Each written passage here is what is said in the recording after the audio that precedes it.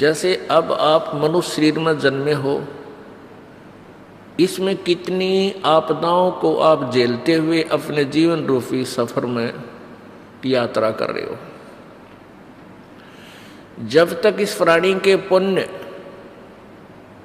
चलते हैं, प्रारब्ध में जो लिखे हुए पुण्य चलते हैं, तब तक तो ये प्राणी बहुत सुखी नजर आता है। किसी के पास उच्च पोस्ट होती है क्योंकि वो पिछला पुण्यकर्मी प्राणी है, बहुत अच्छे संस्कार हैं उसके, वो पिछले जन्मों में की हुई बैटरी चार्ज आज बगैर चार्जर के भी वो काम कर रही है, क्योंकि वो पहले संग्रह कर चुकी है एनर्जी। उसके आधार से वो प्राणी वो बहुत सुखी भी है, अच्छी पोस्ट है या कोई अच्छी फैक्ट्री लगा रखी है, बच्चे भी नेक हैं, अच्छे एजुकेटेड हो गए, बढ़िया पोस्ट प्राप्त होगी, उनकी शादी भी, जैसे हम जिनको उच्च घर मानते हैं माया के धनवंतों को, उनमें अच्छे घरों में उनकी शादी भी होगी, ब्याह हो गया। ये उन सभी बच्चों के पूर्व जन्म के पुण्य हैं और उस प्राणी के जिसके वो बच्चे हैं। तो उस समय वो प्राणी जो सुख महसूस करता है, इस झूठे सुख को ही सुख मान रहा है, वो सोचता है कि जो पूजाएं मैं करता हूं, तब तक वो ये सोचता रहता है कि जो साधनाएं हम परंपरागत करते हैं, जैसे ये दास पहले हनुमान जी का पुजारी था, बाबा श्याम जी का पुजारी था, भगवान श्री कृष्ण, भगवान विष्णु, भगवान श्री राम, भगवान शंकर जी और बाकी ये दुर्गा माता, दोनों सा भी देवता सुप्रसिद्ध सा नजर आवा था, उसी के हम पुजारी थे। और कोई भी घर में सुख होता था, संतान उत्पत्ति है, फिर नौकरी प्राप्ति, दो पैसे, कोई मकान प्लाट बनाना, तो ये सब सुविधाएं हमें मिली, तो ये सोचा करते कि हमारे जो ये भगवान हैं, हम इनकी जो पूजा करते हैं, इससे हमें ये लाभ दे रहे हैं। तो ये हमारी भूल थी।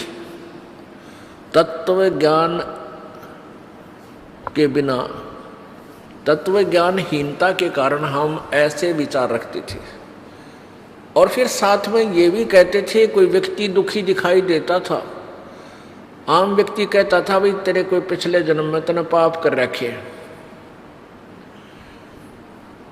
और कोई सुखी नजर आता था तो उसको अन्य व्यक्ति कहते थे भाई घने बढ़िया कर्म करके आ रहा है यो, इसको इसके ठाठ हो गए। यानी वो पिछले जन्म पुण्य और पाप आज वो अपना रंग दिखा रहे हैं। तो जब तक ये प्राणी सुखी है, इस संसारिक सुखों को सुख मानते हैं, कैसे अच्छी कोई पोस्ट मिल जाए, दो रोटी का साधन हो जावे, नौकरी मिल जावे या कोई और धंधा बढ़िया हो जावे, फिर संतान यानी सबसे पहले पुत्र हो जावे, फिर पुत्री हो जावे, और एक कार एक कोठी हो जावे, इस झूठे सुख को ये सुख मानता है।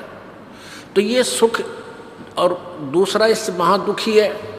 अब दूसरे के पास ये सुविधा नहीं है, कोई बेचारे का हाथ कटा है, किसी की आंख नहीं है, किसी की दोनों टांग नहीं है, कोई किसी की दोनों आंखें नहीं है, और किसी के पास हैंड टू माउथ है, यानी गुजारा भी ना चलता, कोई कागज चुप के अपना गुजारा कर रहा है। तो ये पिछले जन्म का उसके पास कोई पुण्य है ही नहीं।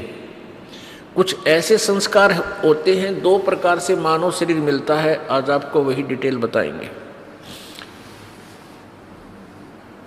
तो एक तो ऐसे जो प्राणी अब नजर आता है कि बहुत सुखी है, और वो फिर क्योंकि सुख जितना भी उसको उसके भाग्य में प्रभु ने लिखा है, वो सुख उसको पूरा देता है काल भगवान। कई अच्छे अधिकारी, कई बड़े सेठ देखे हैं कि उनके सारे जीवन में कोई विशेष आपदाएं नहीं आई,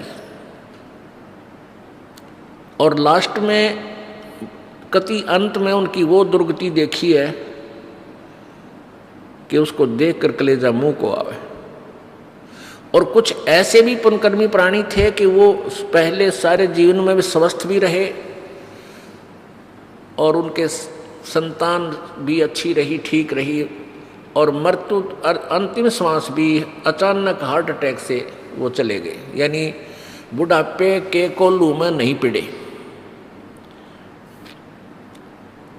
तो यहाँ जो तत्वज्ञानहीन प्राणी जो भक्ति से दूर हैं वो क्या कहते हैं कि भाई वो भक्ति करता था, वो तो भुगत कम रहा, और देख युक्ति भक्ति नहीं करता था और अचानक किसी सुथरी मौत आई, बहुत बढ़िया मृत्यु आई इसकी। तो पुण्यात्माओं ये दंत कथा है, लोक वेद है, किंवदंतियां हैं ये सारी। जिस व्यक्ति ने कभी साधना कैसी ही नहीं की और ठीक है बुरे काम भी नहीं करे, वो पिछले जन्म का अच्छा संस्कारी प्राणी था और पिछले पुण्य कर्मों के से उसका स्वभाव भी अच्छा था। इस जन्म में भक्ति नहीं की लेकिन पाप भी विशेष नहीं किए, तो पिछले पुण्य जब तक उसके चले ये जीवन बिल्कुल पूरा का पूरा जीवन भी हमें ऐसा लगा जैसे वो सुखी ही रहा। अब वो बैटरी उसकी डिस्चार्ज होगी, अगले जन्म में हो सकता है कोई जन्म मनुष्य का उसका शेष रह रहा हो, वो भी मिल सकता है ऐसे प्राणी को। और फिर अगले जीवन में, क्योंकि ये तो रेड का कुआं है, नीचे भरो ऊपर खाली, नीचे भरो ऊपर खाली, ये कौन अंत थोड़ा ही है इसका। तो फिर उसके ऊपर ना जाने कितना दुख आवेगा। तो ऐसे ही जो प्राणी हमें सुखी नजर आवा था और भक्ति भी करता था, जैसी भी परंपरागत साधनाएं, जैसे साल भर में 1-2 बार तो कहीं इष्ट धाम पर जाते हैं, मत्था टेक आते हैं, सारे बच्चा के तलक लगा देते हैं, सबकी दोक वहाँ लगवा लेते हैं। तो ऐसी साधनाओं को हम फाइनल मान चुके थे, या बहुत है। या कोई और अच्छी आत्मा थी, वो अपना को हनुमान चालीसा कर लेता था, हमारे जैसा कोई गीता जी का पाठ कर लेता था, शिव पुराण, विष्णु पुराण आदि इन ग्रंथों को पढ़ लेते थे। तो ऐसे हम अपनी एक जीवन शैली को निभा रहे थे और ये सोच रहे थे कि हम कुछ तो कर ही रहे हैं।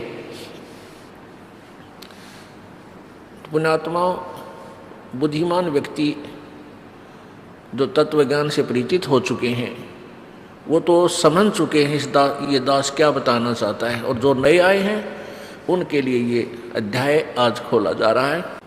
अब जैसे एक बैटरी होती है, उस बैटरी के साथ एक चार्जर लगाया जाता है जो बिजली से कनेक्ट किया जाता है, पावर से, और जिसके कारण वो बैटरी चार्ज हो जाती है। वो चार्ज हो जाने के बाद चार्जर हटा दिया जाता है। उसके बाद वो बैटरी बगैर चार्जर के भी पंखे भी चलाती है।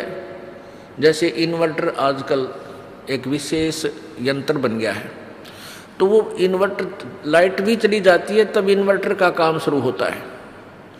तो उसमें चार्जर लगा भी है चाहे नहीं लगा है, वो चार्ज नहीं हो रही है तो फिर भी वो अपना काम कर रही है, पंखा भी चल रहा है, कोई कूलर भी चल रहा है, बल्ब भी जग रहा है, नो प्रॉब्लम। और यदि उस बैटरी का फिर चार्जर ना लग रहा हो या पावर से जोड़ा नहीं हो उस चार्जर को, तो फिर जब तक वो बैटरी चार्ज रहेगी तब तक तो सारे काम होते नजर आएंगे।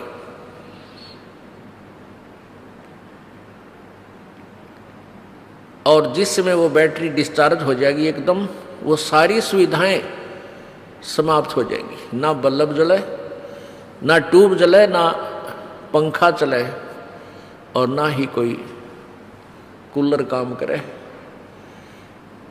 पुण्यात्मा, इसमें बैटरी चार्ज करने में 2 तरीके हैं। एक तो चार्जर लगा रखा है, लेकिन वो चार्जर लगा रखा है उस पॉइंट में लाइट नहीं है, वो पॉइंट पीछे से कनेक्टेड नहीं है, और लगाने वाले ने ये सोच रखा है कि मैंने चार्जर ला रखा है या बैटरी चार्ज हो रही है। ये तो समझ लो शास्त्र विधि त्याग का मनमाना आचरण। अर्थात जैसी साधनाएं हम पहले करते थे, बाबा श्याम जी का माथा टेक आए, सालासर जा करके हनुमान जी के वहाँ मत्था टेक आए, हनुमान चालीसा कर लेते थे, गीता जी का पाठ कर लेते थे। ये हमारा मनमाना आचरण था, शास्त्र अनुकूल साधना नहीं थी। तो ये चार्जर भी लगा रहे थे पर पावरलेस पॉइंट में, हमने पावरलेस पॉइंट में चार्जर लगा रखा था। हम चार्जर लगाए हुए भी थे लेकिन बैटरी चार्ज नहीं हो रही थी। एक वो प्राणी है जो भक्ति बिल्कुल करते ही नहीं और उनको भी खूब सुख है और खूब सुविधाएं प्राप्त हैं, जो झूठे लोक की जो सुविधाएं हैं, भौतिक सुख। तो बिना ज्ञान के हम नास्तिक न होगे। हम उन पुण्य प्राणियों को जो अच्छी पोस्ट पे हैं, कार भी है उनके पास, कोठियाँ भी हैं, अच्छी संपत्ति संतान है, तो वो कोई भक्ति नहीं करते, गुट्टी लावे हैं, सिगरेट पीवे लांबी। तो भगत जो साधना करते थे, मनमानी आचरण करते थे, उनको कोई लाभ हो नहीं रहा था, वो दुखी दूने हो रहे थे। और जो भक्ति भी नहीं करते वह सुखी नजर आते थे। तो समाज में नास्तिकता न्यों फैल गई कि जो थोड़ी बहुत शास्त्र विधि त्याग कर जो मनमानी पूजा करते थे, उनको तो लाभ मिल नहीं रहा था उस पूजा से, और जो बिल्कुल पूजा नहीं करते थे वैसे गोटी सूटी भी लाओ और खूब रिश्वत लें और खूब सारे ड्रामे करें और वो सुखी नजर आते। तो जो भक्ति कर रहे थे, जो दूसरे संतों के पास गए हुए बोली आत्माएं, या वैसे अपनी मनमानी पूजाएं कर रहे हैं जहाँ कहीं जा कर के, तो वो उनको देखकर नास्तिक हो गए हैं। जो थर्ड पर्सन होते हैं वो क्या कहते हैं कि भाई तुम तब भक्ति भी कर रहे हो और तुम्हारी दूनी दुर्गति हो रही है और ये भक्ति कर ही नहीं रहा, देख किसके ठाठ है। भाई कितना भगवान, ये तो कहने की बात है।